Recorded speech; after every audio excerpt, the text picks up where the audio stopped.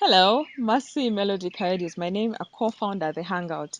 Today, we come to visit Amara Israel, who is a huge and passionate pig lover and rearer, someone that is doing a lot, investing a lot of time, money, and whatever he has to ensure that his pigs feed right and his pigs look good and healthy. So here in Pakani sub-county in Masindi district is Israel's farm sitting on 65 acres of land besides the small units that he's renting elsewhere. So we'll get to read through his story, listen carefully, and in the end, some of you may need training, funding. He will need huge funding for the structures and the loss of the staff, but all this will come with a story that he's going to tell you with this. Thank you very much. Yes, Amara Israel, a resident of Kitooka in Masindi district, and I'm 27 years old. Well, about my school, in my nursery school, I went to Kigumba Center, and also my primary school, Kigumba Center. Then my O level, I went to Lango College, the Great, in Lira district. Then my A level school, I went to Bombo SS, that is in Luero district, Bombo. Yep. And then I advanced to Makerere, partly. Then I went for further education from my university. For my university, I did agriculture as the basic. It was a degree in agriculture, but then I majorized in crop and animal husbandry. Well, starting my agriculture thing, it started at an early stage. That is way back when I was in P5. That's when I started this thing from home. Actually, my dad was a farmer, and he is still a farmer right now, but in Chiguma, where I grew up from. So at that age, I picked interest. I think blood from my dad. So yep, following dad growing crops. Majorly, he was growing maize and sometimes cotton. Yeah, so we kept on like that throughout my education in primary and some bit of O level. Then we part ways. I'm doing piggery for a number of reasons. While I was at school, and actually not even while I was at school, before that, when I was in my O level, I picked up some interest in pigs because then when I was doing agriculture in my O level, I had the best agriculture teacher who was always encouraging us. He was called Orech Patrick. Unfortunately, he passed away. He was my deputy. So he used to encourage us. You, in your holidays, go and buy a pig. Take care of a pig. When you come back 3 months, you go back home, it will have farrowed. Then you'll get some money for pocket money instead of requesting your parents for pocket money all the time. So I picked that message one time. I came and bought 2 pigs. That time they gave me pocket money, which I kept. So I bought the pigs and gave them to another person to keep them for me because I was not at home to tender for them. So I gave them to someone else to keep them.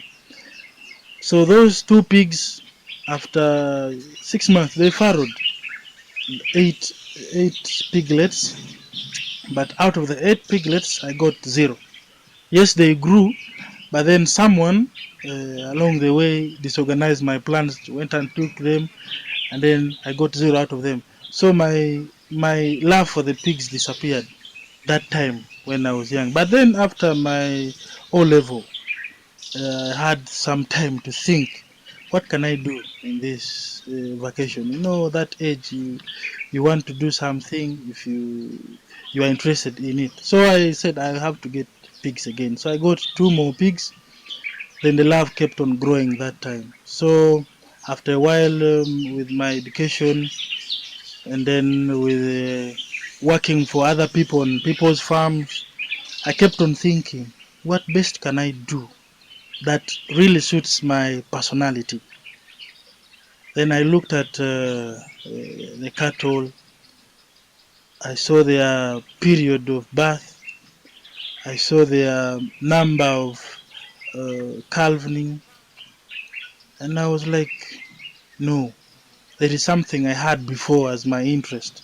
So I said, no, I need to go into pigs again.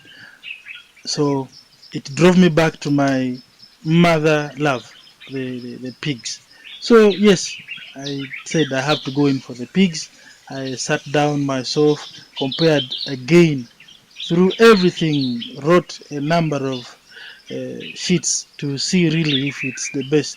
But every time I wrote maybe about hens, because I did try poultry, but not mine, teaching others. So every time I wrote, it was always driving me to my mother love. So I kept on with pigs.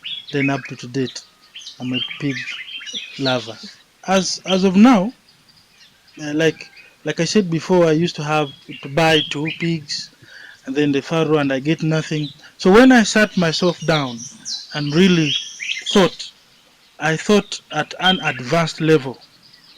So thinking at an advanced level, it gave me an understanding. If I'm thinking at an advanced level, I'm not going to start with 2 pigs. So I decided to look into my pockets, which number fits my pockets right with no stress. So I told myself I would start with 30 pigs. Then along the way, when I went to buy them from the buyer, I mean from the seller, she gave me a discount. When she gave me a discount, so I said, okay, this is now silver for me.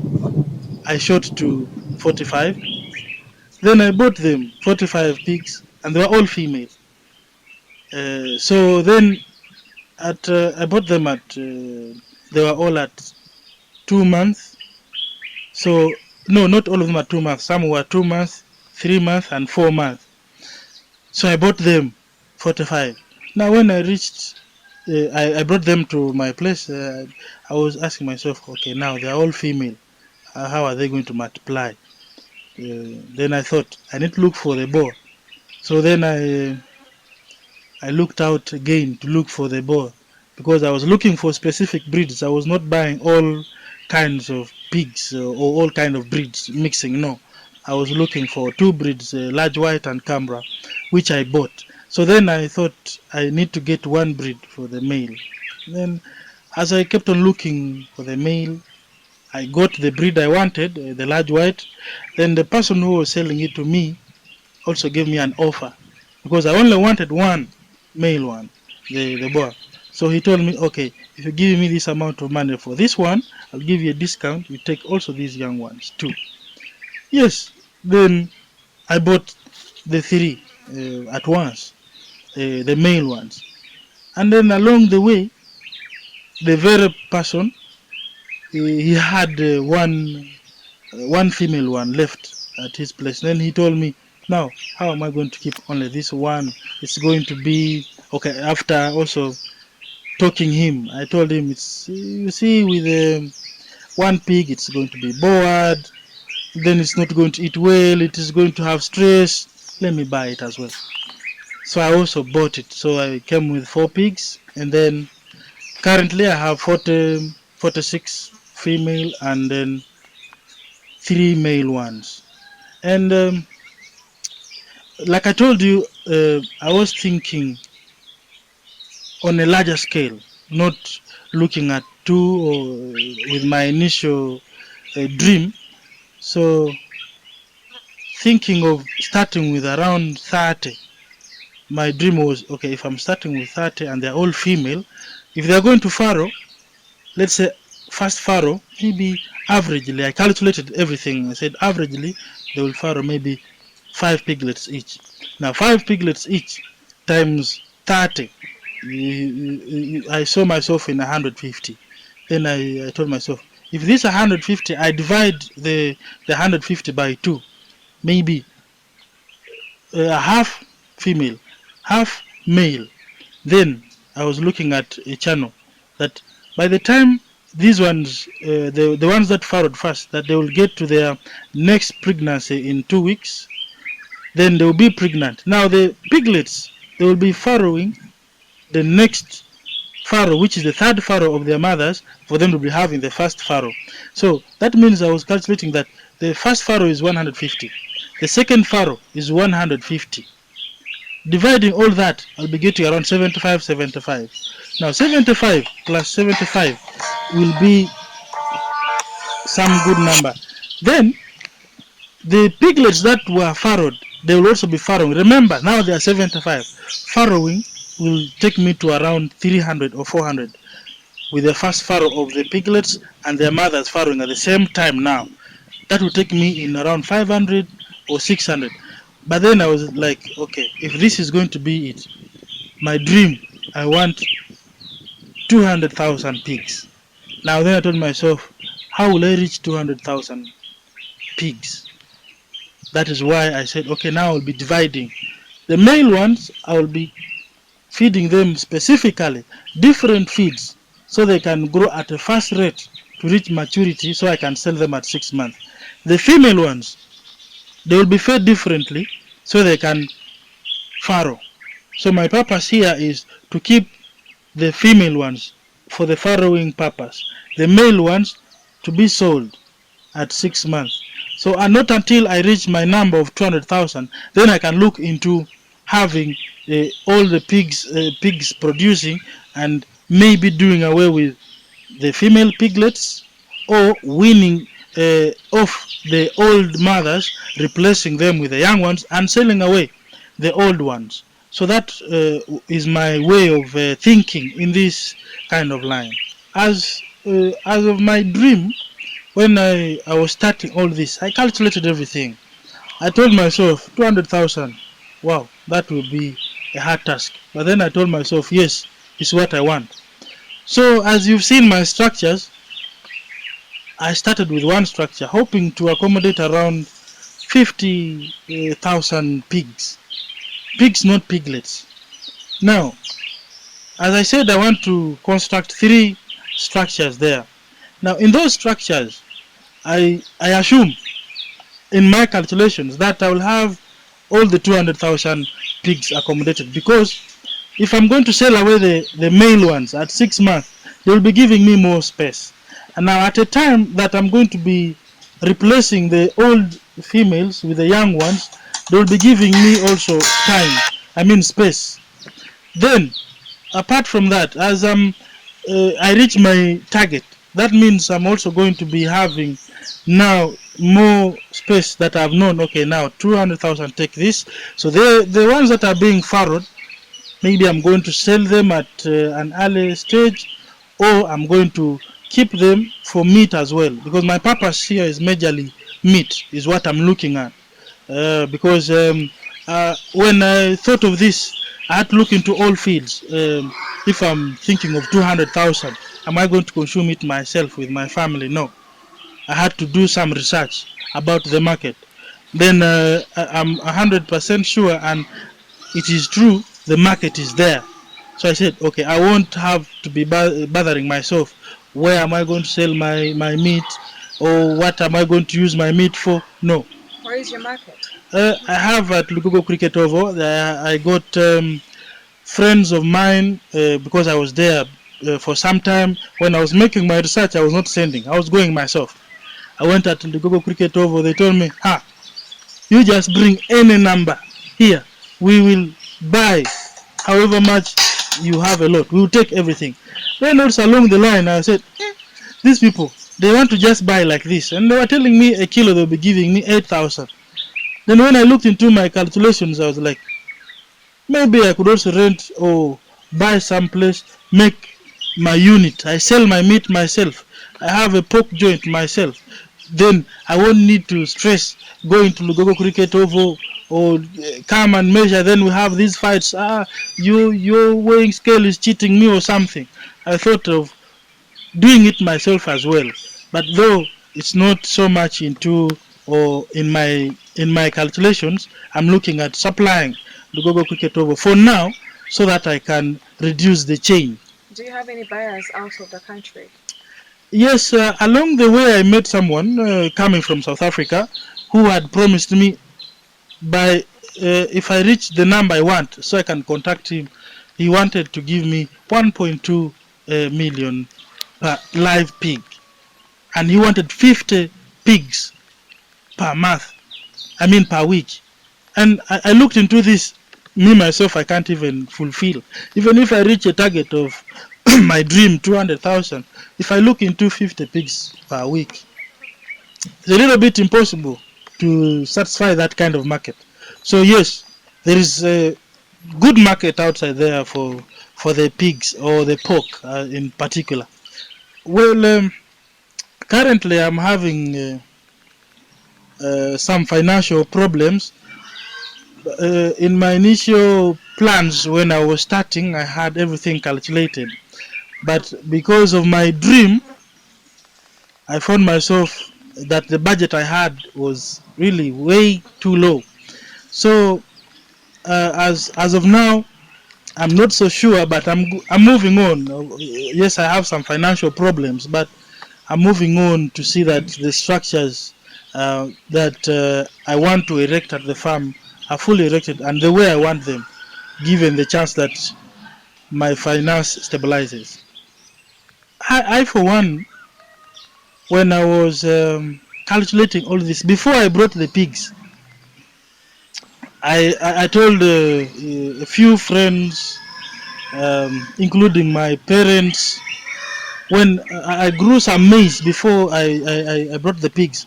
I grew some maize. Then when I looked at the market, it was really low. Actually, that is also one of the things that pushed me to think broad out of the box. That if I am growing the maize and I'm putting in a lot of labor, now hiring like a tractor to plow 1 acre of land, they will take around 100,000. Now, 1 acre, 100,000. Now that is 100,000 gone. Then you're going to buy seedlings. In 1 acre, you're going to put in 10 kilograms of seedlings, and then each kilogram is at 10,000. That is 100,000. 100 plus 100, that's 200. You're going to weed 2 times. Each acre is weighed at 50,000. That's 250. Now, first weeding, second weeding also 50. That's 300. Now, if you calculate 300,000, that is only plowing and planting. Sometimes we have these weevils that come and attack the maize. You have to buy medicine to spray. Then you are going to buy the medicine. Each bottle is at 45. There are 2 bottles that can spray 1 acre. That is 90. Now, 90, if you add it on 300, that is 390. Now, you're going to use labor as well. 1 acre, they're going to spray it at 30,000. That is already 420. Now, if you leave only that one, there is harvesting also. You're going to harvest your maize. Then each acre, they're going to harvest it at 50,000. Now, that is already 470. That is total cost of the field. Now, you're going to bring it home. You have to store the maize. Storing, you're not going to put them on the ground. You need to put them in a well-structured area. That is also going to cost money to construct that structure. Now, leave alone that. There is time for threshing to remove to separate the cob from the grains. That a sack is at 3,000. Now, you find yourself in an acre, you're going to remove maybe 35 bags. Now, 35 bags, you've gotten that. If you calculate a kilo being sold out at, let's say, 600,000, and then you compute that money, you're going to find yourself in total loss. But when I thought of all that, and I said, okay, me, I'm not going to sell my maize now. Now, when I was telling my dad, now I'm not going to sell my maize. I'm going to grind it, total flour, and feed to my pigs. Because now I'm thinking I'm going to bring my pigs. The flour I'm going to grind, I will feed with my pigs. Instead of me going out to buy maize bran and feed with my pigs, and maybe sometime along the way I don't have money to buy maize bran. Then my pigs starve. Then I have to go to the forest to look for feeds that are not nutritious, or even if they are nutritious, what about in the dry spell? They will not be there. Me, I'm going to grind my maize and feed to my pigs. And my dad was like, this man is running mad. What are you talking about? Grinding the whole grain and then you give to the pigs. Yet outside there, people are feeding on the same thing. I told him, yes, I'm mad, but I'm going to do this. It is my maize. I'm going to do it. So he was like, okay, let me wait and see how your idiotism is going to move you. I said, you watch. So eventually I brought my pigs. That time I had planted 100 acres and I had a chunk of maize. So I told my dad, yeah, I'm going to do it. So I brought my pigs. I started grinding the maize. At first they thought I was joking, I would give up. But then he saw me continuing. Instead of me giving up, they gave up on me. I continued with my madness. But my thing, when I sat down to calculate and when I sat down coming into my dream love of piggery unit, I just told myself, yes, I'll do this my style, not somebody's style. This is something I've loved all my entire life. This is something I've enjoyed doing. This is something that is me. I dream of pigs all the time. I will feed them the way I want and I'll give them what I want. After all, it's my energy. So my maize, I said every time I'm going to grow the maize, I'm going to harvest it, keep it for my pigs to feed on. And now I'm not only growing maize for them. I've advanced my thinking outside the box now. I'm growing watermelon, like you like watermelon. They also like watermelon. Those sweet things also. I'm growing watermelon 2 acres, growing pumpkins like you like pumpkins 3 acres. And then I'm growing for them Irish potatoes like we all do. I'm growing Irish potatoes for them, sweet potatoes like you hear sweet. They like them, and I feed them with the veins and then also the stem, and so all that for them. I'm not growing for human consumption. Of course, my family and my fellow workmates, we can have something to eat, but of course, at a larger scale, it may cause havoc because these are for my pigs. And now, since I'm growing all these things for them, in my mind, I also know if I just remove them from the garden, the way I've grown them, then I give them to the pigs, they're going to enjoy them so fast. Then they will finish everything at once because all these things I've talked about, you all know they are so nice. Even us ourselves, if you go and buy watermelon, you want to eat everything at once. So the same way applies to them. So what I'm to do, I will not get them from the garden the way they are raw and give them to the pigs. Even if the pigs will want them, or if I cook them and give them to the pigs, they will want to eat them. But I will not do that because that will be putting to waste. The pigs will want them, but then in a shorter time, everything will be depleted. Then I will have nothing to feed them, and then I will be crying myself. So what I'm to do after harvesting, my thing is I dry them, all the things I've talked about except the watermelon. But the rest, I'm to dry them. After drying them, I grind them into flour. Then from there, I keep portioning them. I remove, I give them in quantities. I put some, maybe 5 kilograms of sweet potatoes, 5 kilograms of cassava, maybe 10 kilograms of maize, because in this maize I'm mixing in a lot of things like, the flour. You keep it like that, it will be wasted even by us. So what I'm doing, I'm putting in like cabbage. I dry cabbage and then grind it. I mix with the maize to keep it there like that, so that not thieves could come and take the flour. So I'm making it better with cabbage and then putting in other things like the jackfruits, because I'm also drying them, or banana peelings. Not banana peelings, the whole bunch, because I'm planting also bananas for the pigs. So I dry everything, mix. So I'm putting them in portions. In that way, it is giving me a chance that I'm calculating myself to the next harvest. Let's say maybe the sweet potatoes, the maize, or the cassava. When I bring the chunks of bags, and I know this is maize, this is cassava, this is sweet potatoes, this is Irish potatoes, or these are carrots. I'm calculating now. I know I'm putting out this amount of kilograms, maybe per feeding. So it is giving me time to keep them knowing that the next harvest is this. Then I keep them like that. Now I shown you some area where I want to put the cows. Those cows, they are Frisians, 75% crossbreed. My purpose of those cows is I want to get the milk. In the milk, I want to use it for two reasons. One, the piglets, after they are farrowed, I don't want them to breastfeed on their mums, because when they breastfeed, their mums delay to get to heat. And my prime purpose is to let them farrow to reach my number. So I'm going to get the milk from the cows. As soon as the pig farrows, I get the piglets, teach them to drink artificially outside from their mom. Then I culture their mom 1 or 2 weeks. It's back on heat, so I can have to reach my target. Then the next purpose is to mix with the feeds. In these feeds, I'm adding in, yes, protein contents and other nutrients, but instead of mixing with the water, I want to use the milk. That is going to add the protein content. For the male pigs that I'm going to sell, 2 months they will be overweight, like 40, 50 kilograms. Then at How 6 months, much land are you doing all this on? me, I'm doing my farming here on 65 acres, but I'm renting other lands to a total of 265. Um, on my farm here, I'm doing some trainings of few, okay, not few, but I'm doing some training of people who come who need training. Like I have one lady coming from Barara University. I have some coming from Makerere.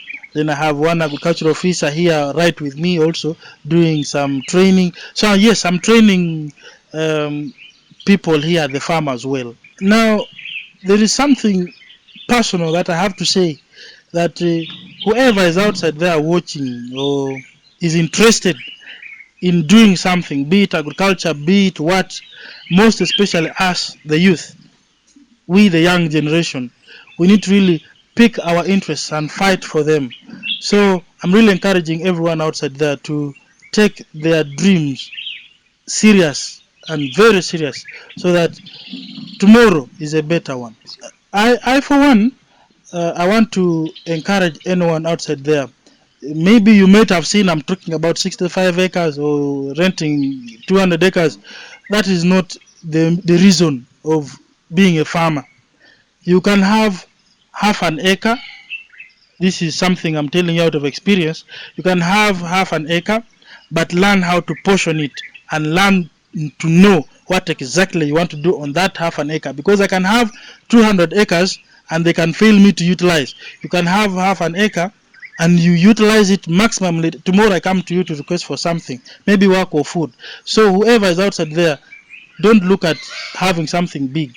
And we also need to look at that every small piece of land you have is very valuable in this field of agriculture. So please, however small you have, you can start with that.